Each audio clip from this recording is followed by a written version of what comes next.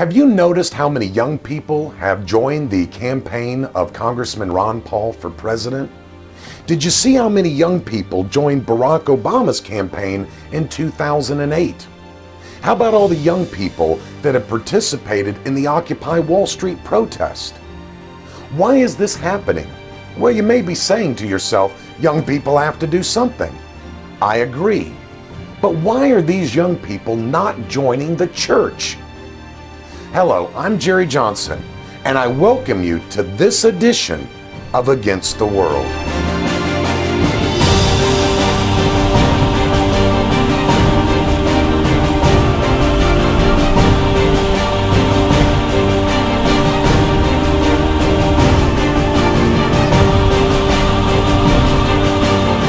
What these other movements have that the church doesn't have is they have a goal and an objective. They want to affect change in culture and society. And the message of the church today does not adhere, it doesn't even tickle the ears of young people. They're not even interested in it. Why? Because the modern church, because it has embraced a defeatist eschatology, primarily dispensationalism, it tells young people that culture, society, it's going to hell in a handbasket and there's nothing you can do to stop it. See, my friends, I believe, and I want to ask you to remember, but I believe when I was young, there was something in me, intrinsically, that God put in me and all young people that makes us think we could take on the world. We have this I can do anything attitude, and if you tell me I can't do it, I'm going to prove you wrong. I believe we see this in the whole battle of Israel with the Philistines. It wasn't a seasoned army officer who went out to battle Goliath.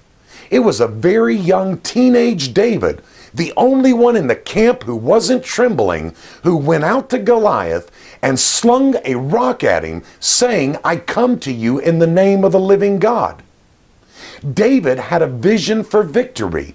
He had faith in God and an objective to make God's name famous throughout the world, to see His kingdom spread like leaven does when it enters a lump of bread. But our message today, the modern church's message today, is defeat, defeat, defeat.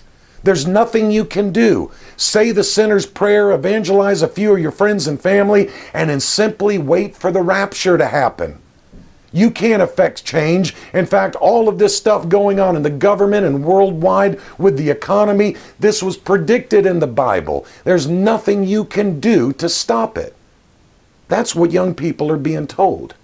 And yet I believe the Bible gives a vision for victory. The gospel will not fail in time and space. It will be victorious. When Christ gave the Great Commission, take the gospel into all nations, there's no indication within that command of failure.